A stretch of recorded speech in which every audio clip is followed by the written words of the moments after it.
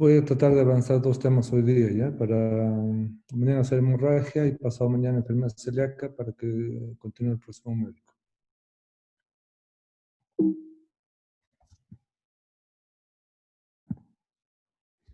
Bueno, la gastritis es una enfermedad inflamatoria aguda o crónica de la mucosa gástrica producida por factores exógenos y endógenos y que produce síntomas dispépticos atribuibles a la enfermedad y cuya existencia se sospecha clínicamente, se observa endoscópicamente y requiere confirmación histológica. Puede ser causada por una infección bacteriana, viral, enfermedades autoinmunes o reflujo biliar.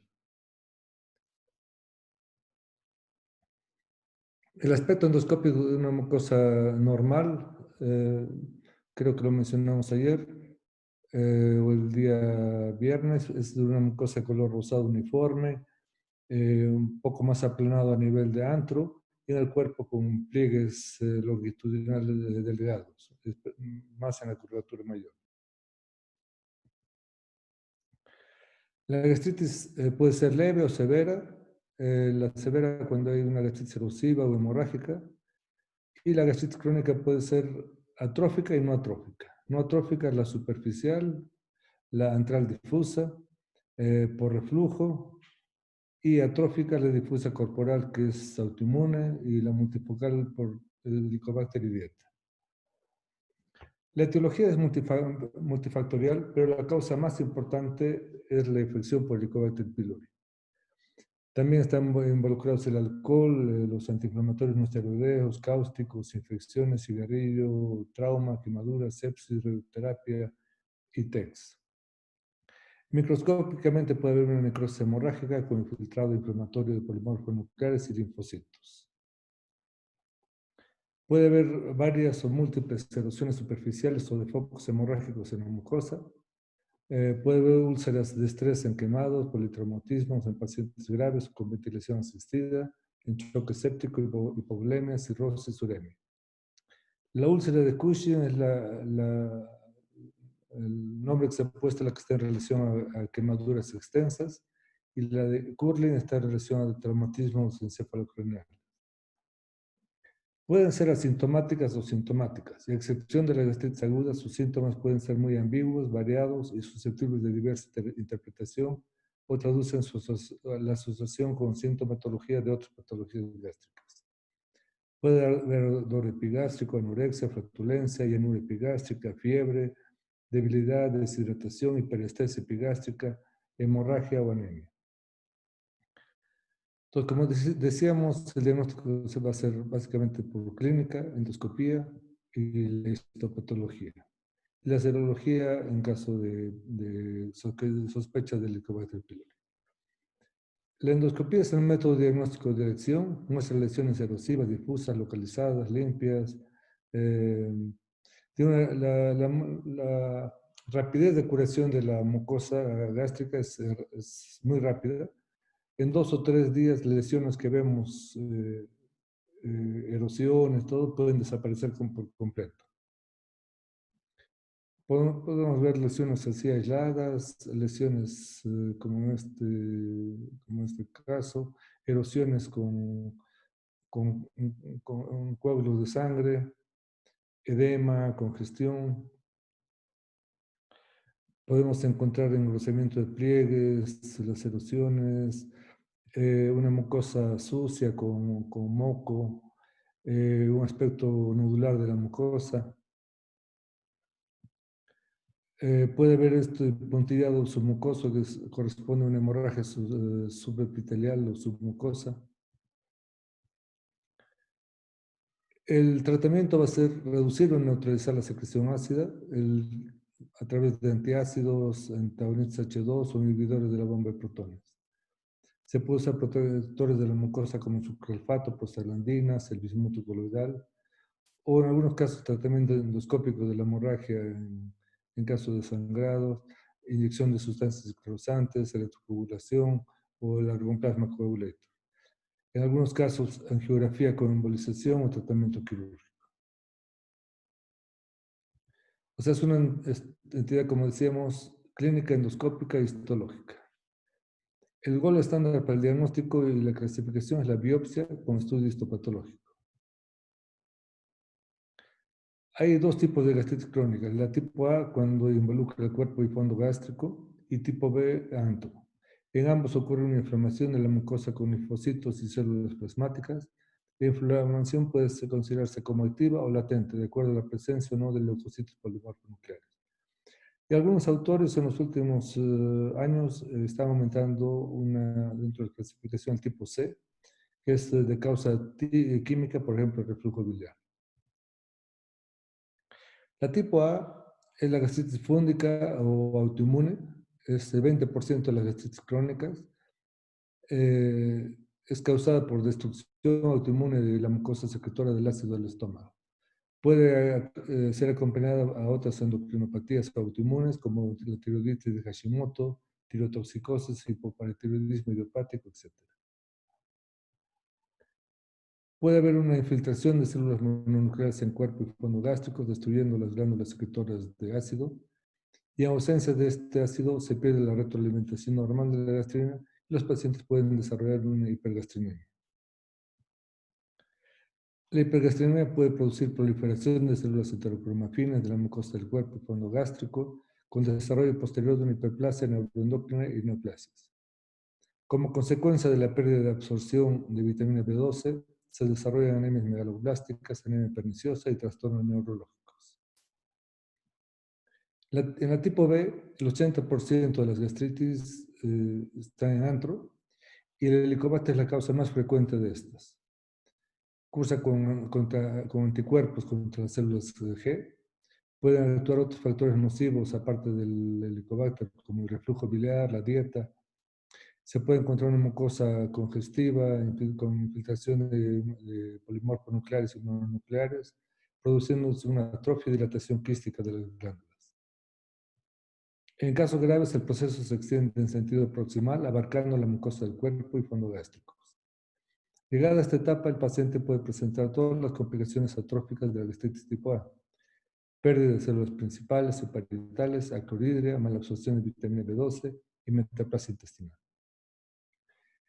Es importante diagnosticar y clasificar la gastritis correctamente por el manejo sintomático del paciente y por las relaciones epidemiológicas potenciales de la gastritis atrófica con la metaplasia intestinal y con el cáncer gástrico. Los pacientes con gastritis crónica atrófica tienen un riesgo relativo de cáncer gástrico aumentado 18 veces y el riesgo acumulativo dentro de los siguientes 10 años del diagnóstico es de 8,7% para el grupo de edad de 50 a 54 años. En Sydney, en 1990, un grupo de expertos unificaron las guías y eh, establecieron la clasificación de Sydney que se mantiene hasta la fecha, en la que se considera criterios endoscópicos e histológicos combinados con información topográfica, histopatológico y etiológico. Aquí en la etiología se ve asociaciones patogénicas, en la topografía la ubicación y el tipo de gastritis, si es aguda, crónica, pangastritis del antro, del cuerpo. En la morfología, lo que se encuentra, si es que hay inflamación, actividad, metaplasia, atrofia, helicobacter, o variables inespecíficas o específicas. Y una división endoscópica de todo el estómago, del antro, del cuerpo, y términos descriptivos como edema, eritema, friabilidad, erosión plana, nodularidad, hiperplasia rugosa, atrofia rugosa, y con diferentes categorías de gastritis endoscópicas. Aquí hay que recordar que el estómago es un órgano de choque. Entonces, todo el día estamos consumiendo algo caliente, algo frío, picantes, condimentos, una cosa, otra cosa. O sea, siempre vamos a encontrar cierto grado de inflamación. Entonces, el que haya una inflamación mínima no significa que sea algo grave.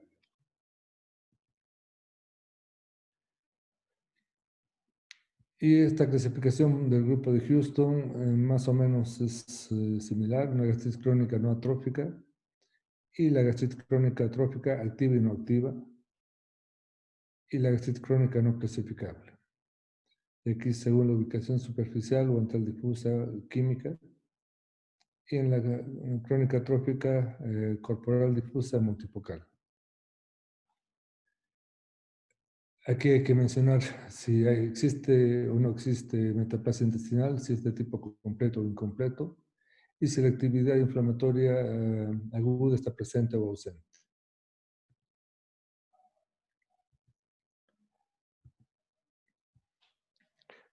En la gastritis crónica no atrófica está la más frecuente, la gastritis crónica superficial, que en ocasiones no es detectable endoscópicamente, suele afectar inicialmente antro y progresar cranealmente, caracterizada histológicamente por la presencia de infiltrado inflamatorio tipo linfoplasmocitario, el cual ocupa la porción superficial de la mucosa gástrica, especialmente fobiolas y cuello glandulares. Generalmente está asociado al Helicobacter pylori con alimentos condimentados, alcohol, fármacos y analgésicos. Aquí podemos ver desde una inflamación mínima o hasta áreas de congestión, así en pliegues que van dirigidos hacia el píloro. Y a la patología, presencia de cúmulos de neutrófilos que van a definir si hay actividad o no de la inflamación crónica. Entonces, se puede encontrar un denso infiltrado inflamatorio del linfoplasmocitario que ocupa todo el espesor de la mucosa ventral y que además expande la lámina propia y separa las glándulas gástricas, creando la falsa apariencia de pérdida glandular y atrofia. En algunos casos hay folículos linfoides prominentes recibiendo la denominación de gastritis folicular. Esta variante es prevalente en las áreas endémicas de cáncer gástrico. En la gastritis central difusa se encuentra relacionada con úlceras pépticas, duodenales o pilóricas. Es muy frecuente que se detecten pequeños focos de atrofia glandular o metaplasia intestinal. En esta gastritis el papel etiopatogénico jugado por el Helicobacter es preponderante. Aquí tenemos una imagen de una mucosa nodular, una imagen en empedrado. Es una gastritis linfoplástica nodular. Aquí está es la misma imagen con atención con azul de metileno durante la endoscopía. Otra forma frecuente activa es la gastritis crónica activa o erosiva o varioliforme o verrucosa, que se consiste en encontrar lesiones elevadas con una erosión en el vértice. Cuando encontramos varias, como en este caso, con seguridad uno puede afirmar que se trata de una gastritis verrucosa. Pero si encontramos solamente una lesión de estas, así única, podemos pensar en un cáncer temprano. La gastritis química o por reflujo se considera un subtipo clínico patológico especial dentro de las neutróficas, clásicamente detectada en las anastomosis post-gastrectomía y en consumidores crónicos de analgésicos antiinflamatorios no esteroideos, caracterizada por edema estromal o expansión y toxicidad de espacios fibulares, congestión vascular, escaso infiltrado inflamatorio y una muscularización de la lámina propia. En la gastritis crónica atrófica puede ser corporal difusa, hay una pérdida difusa de las glándulas del cuerpo y fondo gástrico. Esta entidad hace parte del síndrome de anemia perniciosa. El cuadro progresivo puede llevar a severa atrofia con metaplasia intestinal extensa.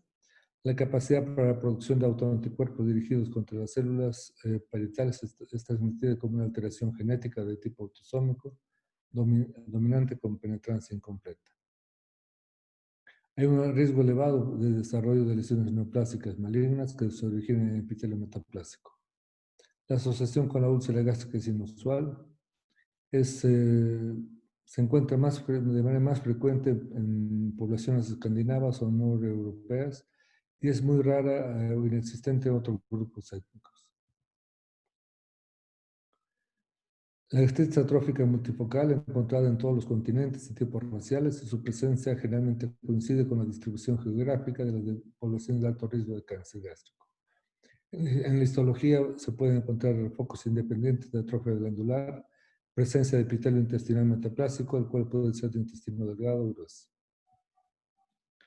Los focos de pérdida epitelial tienden a ser confluentes, lo que resulta en extensas áreas de atrofia que pueden comprometer la gran mayoría de la mucosa gástrica. Es importante determinar la extensión del proceso y el tipificarlo así como el tipo de metaplasia intestinal presente. Para ubicar mejor, por eso se recomienda coloraciones histoquímicas durante el procedimiento endoscópico. Aquí tenemos áreas de atrofia, estas áreas más blanquecinas. Es como una atrofia multifocal o en parches. La metaplasia intestinal es un cambio de tejido normal por otro similar. Y en el caso de la metaplasia intestinal al nivel de la mucosa gástrica hay cambios del epitelio gástrico al epitelio intestinal. Se encuentran células caliciformes, algunas veces las glándulas gástricas son sustituidas por vellosidades y criptas intestinales. Estos cambios son secundarios a trastornos crónicos de inflamación. Generalmente el diagnóstico es histopatológico. Si si tienen un fenotipo inmaduro o completa, es una metaplasia completa, son de intestino delgado, o el genotipo incompleto son de intestino grueso, que tiene una mayor incidencia de carcinogénesis. El agente causal fundamental de la gastritis crónica no autoinmune es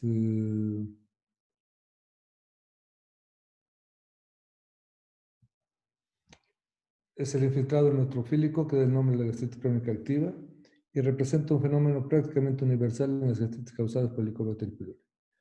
Los folículos linfoides constituyen también otro marcador característico de la gastritis causada por Helicobacter pylori. Existe una estrecha correlación entre la erradicación del Helicobacter y la resolución de la gastritis. De cómo se ha relacionado esta gastritis con el Helicobacter pylori. Elevada frecuencia con que se aísla el Helicobacter en los pacientes con gastritis crónica, la baja prevalencia de infección por Helicobacter pylori en gastritis específicas a otras causas, por ejemplo, un paciente con una gastritis por antiinflamatorios, la posibilidad de reproducir una lesión histológica idéntica con inoculación de la H. pylori, relación existente entre la erradicación del germen y la resolución de la gastritis, y estrecha relación entre el número de bacterias que colonizan la mucosa y la presencia de infiltrados submucosos y el grado de actividad de la gastritis.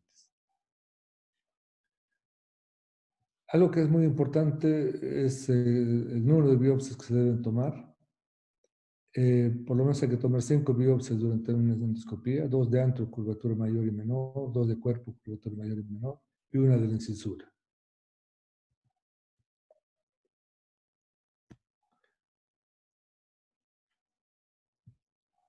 Hay gastritis crónica no erosiva de tipo inespecífica que están relacionadas a úlcera péptica, cáncer gástrico o anemia perniciosa.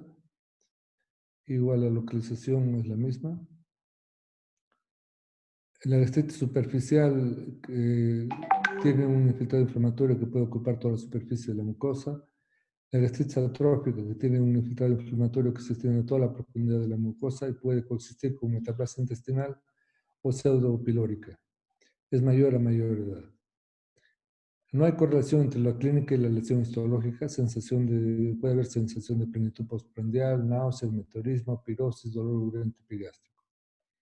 El diagnóstico puede ser por endoscopía, histología, y se puede encontrar una hipergastrinemia secundaria a la acidosis gástrica. Este es el algoritmo propuesto por Correa. Correa es un médico colombiano que con una mucosa gástrica normal y el Helicobacter pylori van a llevar una gastritis neotrófica. Esto puede llevar a una atrofia gástrica multifocal, esto a una metaplasia intestinal completa, esto a una metaplasia intestinal incompleto, esto a displasia y esto a un adenocarcinoma. El tratamiento de la gastritis crónica no erosiva inespecífica es sintomático, antiflatulentos, antiácidos, procinéticos y el tratamiento de erradicación del Helicobacter. La anemia perniciosa es una gastritis crónica de fondo y cuerpo, es tipo A, es autoinmune. Hay pérdida de células parietales que pueden llevar hipocloridria con el factor intrínseco, más el déficit de la secreción de pepsina y hipergastrinemia van a producir una baja de la vitamina B12 y eso puede llevar a una anemia macrocítica. Está asociada a otras enfermedades autoinmunes como la enfermedad de son Hashimoto, hipoparatiroidismo, diabetes, vitiligo y tiene un mayor riesgo de desarrollar cáncer gástrico. El tratamiento de vitamina B12 y controles endoscópicos periódicos. Hay tipos especiales de gastritis por infecciones e infestaciones generalizadas en el tracto gastrointestinal como la enfermedad de Crohn o la gastritis eosinofílica. En enfermedades sistémicas como la sarcoidosis puede ser limitada al estómago en la enfermedad de Menetrier, granulomas aislados inexplicados, causas bacterianas, la tuberculosis, sífilis, virales, citomegalovirus, herpes virus, micóticas y parásitos. La enfermedad de Menetrier es una gastritis hipertrófica, es de etiología no conocida, caracterizada por pliegues gástricos muy engrosados y por albuminemia, por pérdidas proteicas. Puede haber hiperplasia popular, hiposecreción ácida y pérdida de proteínas. Es más común en varones después de 50 años. No se conoce la causa. Síntomas poco específicos, náuseas, vómitos, dolor epigástrico, pérdida de peso, diarrea, citis, edemas, desnutrición, pérdida de peso, infecciones intercurrentes. Están relacionadas a un 90% por infección con Helicobacter pylori, pero no ha sido reproducible, entonces no es el único factor. Considerada premaligna y la serie extraordinaria muestra imágenes pseudopolipoideas, diagnóstico diferencial con linfoma, poliposis, cáncer gástrico, y el tratamiento son IVPs, erradicación del Helicobacter pylori, pero a veces restricción gástrica. Se va a encontrar un estómago con pliegues engrosados, gruesos, pseudopolipoideos. En la imagen varitada se pueden encontrar los pliegues engrosados o en la tomografía se pueden ver los pliegues engrosados en el lumen gástrico.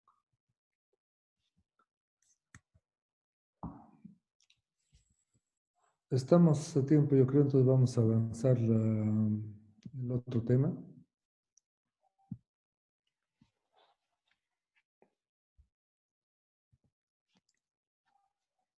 El cáncer gástrico tiene una alta incidencia, pese a que en los países industrializados está disminuyendo. Está disminuyendo porque hay mayor tratamiento del Helicobacter pylori. Por antioxidantes, menor consumo de sal, tratamiento de erradicación del Helicobacter pylori. Y continúa siendo la segunda causa de mortalidad por cáncer en el planeta y la quinta incidencia anual por tumores malignos.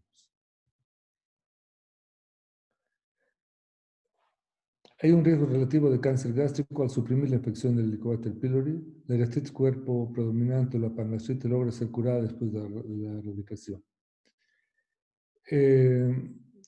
La atrofia y metaplasia intestinal persisten. En los primeros trabajos que hicieron,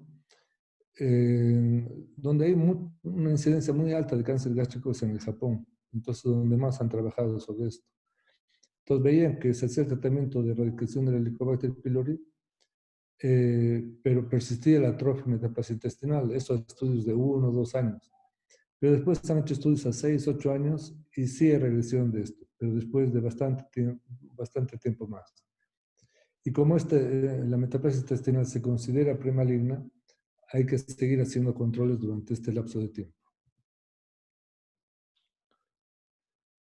Entonces, se considera que son cancerígenos de alto riesgo el Helicobacter pylori con el KA tipo 1, el BACA-S1C, M1B y M2.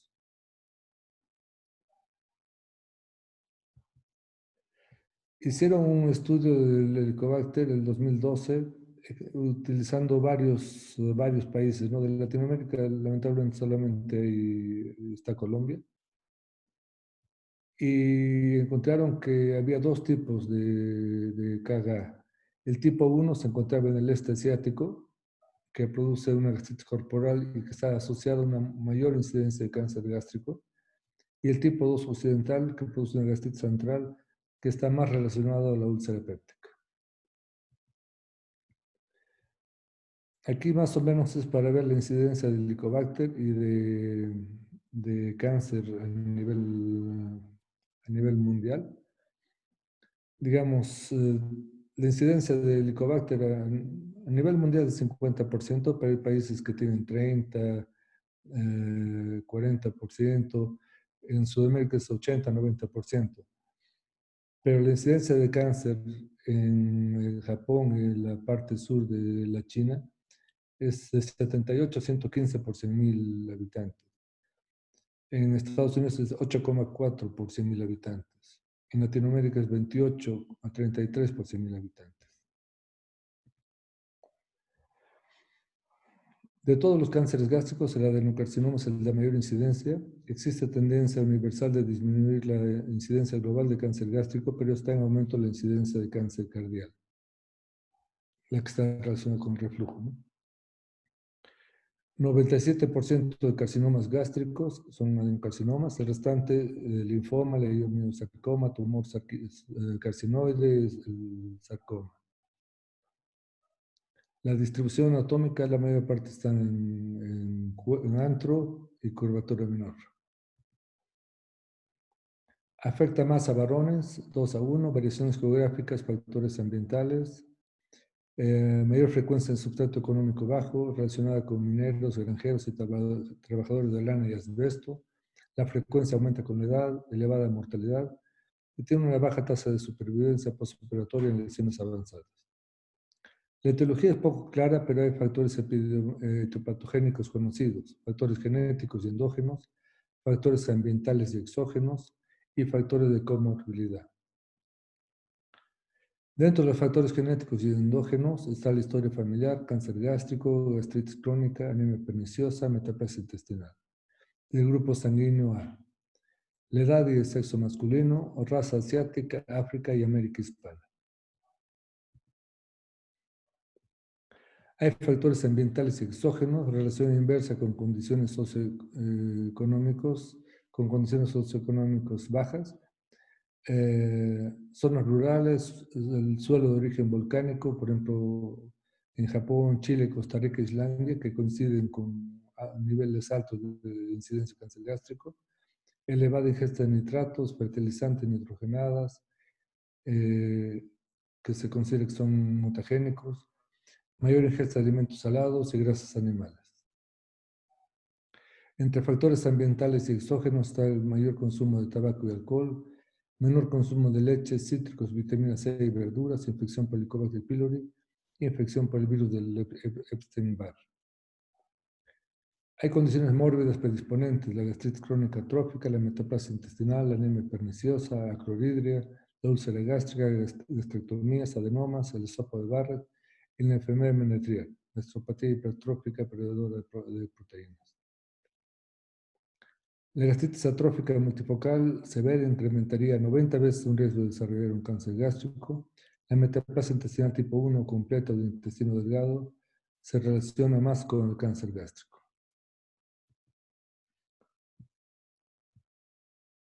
La infección por Helicobacter pylori tiene una prevalencia a nivel mundial de más de 50, asociada a gastritis atrófica gástrica, 81,2% cáncer gástrico asociado al Helicobacter pylori.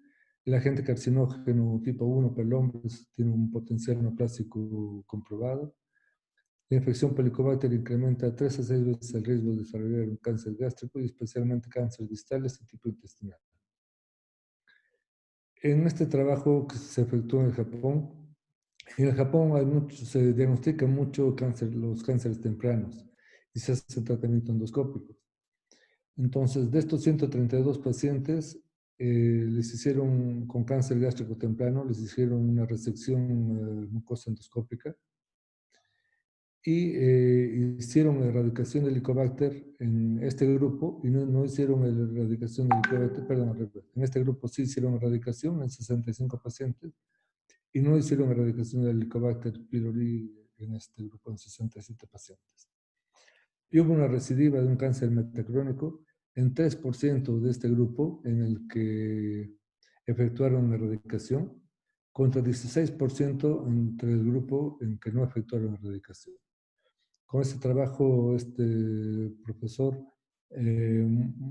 muestra cómo influye el Helicobacter en la patogenia de esta enfermedad. Entonces, tienen un riesgo relativo de cáncer gástrico, la metaplasia intestinal, la atrofia severa, la pangastritis y la gastritis cuerpo predominante. El 60% de pacientes que desarrollaron cáncer gástrico no se efectuó ningún examen patológico en endoscopía previa y fueron catalogados como dispepsia no ulcerosa.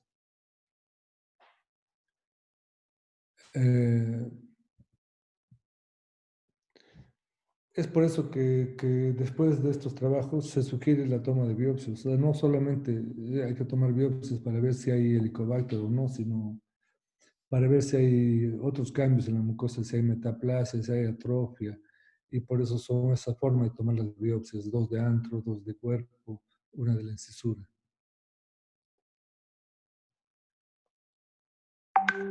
Los cambios histopatológicos en pacientes endoscópicamente normales con Helicobacter pylori eh, pese a tener un aspecto normal, había gastritis crónica activa en 20% y hasta el doble en mayores de 65, atrofia glandular, metaplasia intestinal, displasia. A mayor atrofia gástrica, mayor incidencia de cáncer gástrico. Por eso la necesidad de obtener biopsias gástricas en endoscopías altas, aunque la macroscopía sea normal o sin ninguna patología de importancia. Lo ideal es la erradicación del Helicobacter pylori antes de que ocurran cambios avanzados en mucosa gástrica o prevenir la infección con el Helicobacter pylori. Aquí lo que le mostré al hablar de gastritis, el modelo de carcinogénesis de Correa, la gastritis crónica activa con el Helicobacter, atrofia glandular, metaplasia intestinal, displasia y adenocarcinoma gástrico.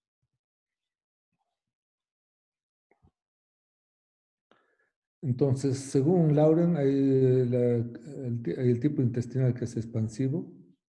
Generalmente se presenta a una edad mediana, con formaciones glandulares, intestinales, se originan a partir de metaplasia, más frecuente en antro, tienen un mejor pronóstico. Y el tipo difuso infiltrante se presenta a cualquier edad, pero especialmente en jóvenes. Hay células en anillo de sello, células dispersas, incremento en la incidencia y tiene un pronóstico peor que el tipo intestinal. Y el tipo indiferenciado de 10 a 20%. La diseminación del cáncer gástrico es directamente a través de la pared, del estómago, esófago y duodeno, por extensión a lo largo de la pared. Si está en antro, va a ser más hacia duodeno. Puede ser directa por contigüidad, hacia vísceras adyacentes, hígado, páncreas, vaso, colon. Por siembra peritoneal y por compromiso de vía linfática, ganglios de curvatura mayor y menor, mesentéricos, mediasténicos, supraclaviculares y axilares. Por vía hemática, el hígado, peritoneo, pulmón y hueso. En la clasificación está el cáncer gástrico avanzado, invasión hasta la muscular propia y precoz o temprano superficial limitado a la mucosa y o submucosa. En la clínica va a haber una presentación media de 65 años, asintomático al inicio, en fase temprana los síntomas son leves, vagos e inespecíficos, similares a los síntomas de enfermedad benigna, dolor epigástrico que puede ceder o aumentar con ingesta, sensación de pesadez, síntomas de obstrucción cardíaca o pilórica. En la clínica puede haber pérdida del apetito, dificultad en la deglución, llenura abdominal vaga, náuseas, vómitos, vómitos con sangre, dolor abdominal, eructos excesivos, mal aliento, halitosis, exceso de gases, flatulencia, pérdida involuntaria de peso, deterioro del estado general, llenura abdominal prematura postprandial. La pérdida de peso se puede presentar en 80%, dolor en 70%, anorexia ocasionalmente selectiva y asco a la carne en 56%, anemia 50%, vómitos 40% y disfagia cuando es alta en 14%. No hay signos específicos, se puede ocasionalmente se puede encontrar una masa abdominal en 25%, hay pérdida de peso, caquexia, adenopatías periféricas, hepatomegalia, puede haber ascitis. Puede haber una anemia ferropénica, anemia macrocítica, hipolbuminemia, y el diagnóstico se va a hacer por radiología, por endoscopía. En la clínica, si se encuentra ascitis, es por carcinomatosis peritoneal. Si se encuentra adenopatía supraclavicular de Virchow, metástasis linfática, axilar anterior izquierda, metástasis linfática, infiltración del ombligo, masa en el Douglas, carcinomatosis peritoneal, el tumor de Krukenberg, metástasis ováricas, embolia pulmonar mucinosa, metástasis venosa, acantosis nigricans, tromboflebitis migratoria, coagulación intravascular diseminada, vegetaciones valvulares no bacterianas como manifestaciones paraneoplásicas. El diagnóstico generalmente se hace cuando el 66% ya está con enfermedades metastáticas. Radiografía de tórax, pruebas de función hepática, gamografía del abdomen, gamografía ósea. A veces se encuentran lesiones en la serie gastrodenal, aquí está por fuera de la luz, y con masas a este nivel. Con masas a este nivel. Igual aquí hay deformación de todo el antro, como mordida de manzana. Y en la tomografía se encuentran múltiples lesiones hipodensas en el hígado que son sugerentes de neoplasia. A la endoscopía pueden encontrarse lesiones levemente elevadas, nodulares, friables, o grandes lesiones como estas ulceradas, friables, fácilmente sangrantes al contacto. La clasificación de Borman es una clasificación para el cáncer gástrico avanzado, en la que se va a encontrar una lesión elevada polipoidea del tipo 1, el tipo 2 es una lesión ulcerada, el tipo 3 es una lesión ulcerada infiltrante, que es la que más se encuentra es esta, y la tipo 4 es una lesión infiltrante difusa. Aquí tenemos lesiones elevadas, aquí hay una lesión ulcerada, pero infiltrante.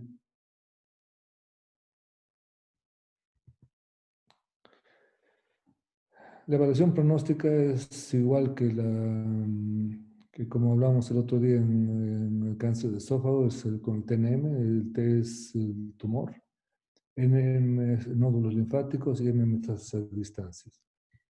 Entonces, el mejor pronóstico es cuando está en estadios T1, T2, hasta T3 tal vez. El resto ya tiene una mortalidad muy, muy alta. El pronóstico de supervivencia global media de 11 meses, en pacientes inoperables 4% un año, en pacientes con resección completa la supervivencia media es de 48 meses a un 40%. El carcinoma gástrico que permanece limitado a la mucosa y a su mucosa independientemente de la existencia de metástasis ganglionares, y la sobrevida media en este grupo es mayor al 90% a 5 años. Esto es importante, ¿no? El carcinoma gástrico precoz está limitado a la mucosa y a su mucosa, pero puede haber metástasis. Al hablar de cáncer gástrico precoz, solamente estamos hablando de la parte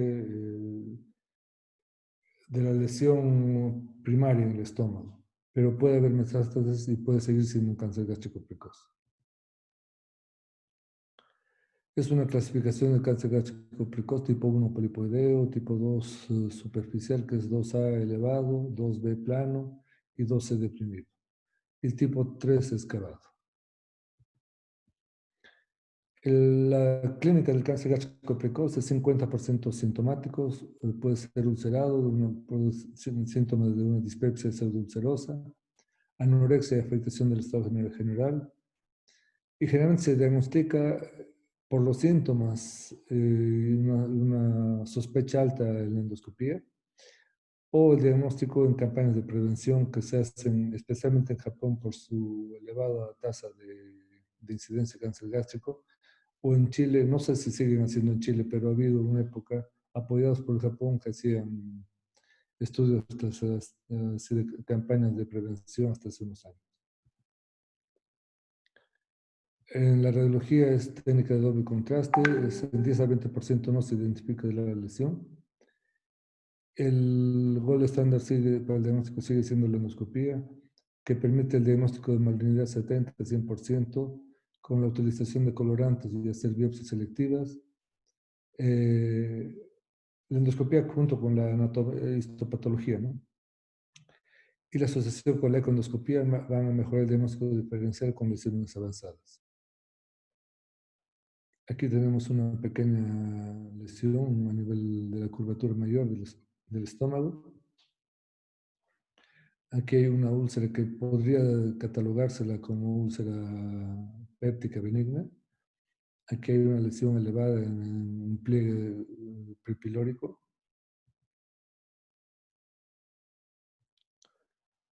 Entonces hay que recordar que en el diagnóstico diferencial, 2 a 10% de las úlceras radiológicamente benignas son malignas. La lesión benigna en la curvatura mayor es rara. Hay que considerarla como maligna si no se demuestra lo contrario. Y en la biopsia, toda úlcera gástrica tiene que ser biopsiada. Las úlceras duodenales no, pero las úlceras gástricas siempre tienen que ser biopsiadas. El tratamiento va a ser la cirugía. La resección es el único tratamiento que ofrece posibilidades de curación. Hay que asociar la linfadenectomía. Y la radioterapia y quimioterapia administrada después de la cirugía mejoran las posibilidades de curación. Para los pacientes en los cuales la cirugía no es una opción, la quimioterapia y la radioterapia pueden mejorar los síntomas. Y a veces hay que hacer cirugías de paliación. Si digamos tenemos una lesión a nivel antral que esté produciendo una dificultad al paso de los alimentos, un procedimiento de derivación quirúrgica, un bypass, pueden brindar alivio a los síntomas. La cirugía curativa tiene 11% de mortalidad. La gastrectomía total está indicada de acuerdo a la localización del tumor. Si no hay evidencia de metástasis, si no hay extensión extragástrica, pueden intentar cirugías gástricas subtotales distales en las lesiones prepilóricas o en las lesiones pequeñas del cuerpo gástrico. La supervivencia a los 5 años de tratamiento quirúrgico es del 80 a 100%. El pronóstico va a depender de la profundidad de la infiltración y de la existencia de metástasis ganglionares. El pésimo pronóstico de esta patología ha sido revertido en gran manera gracias a avances en su diagnóstico y tratamiento temprano. Esto ha ocurrido en especial en Japón, de donde casi 50% son diagnosticados en el estadio in situ. En la clasificación endoscópica de la sociedad japonesa está el grupo 1, mucosa normal, lesiones benignas sin atipia. El grupo 2, lesiones que demuestran atipias diagnosticadas como benignas. El grupo 3, lesiones límite entre benigna y maligna.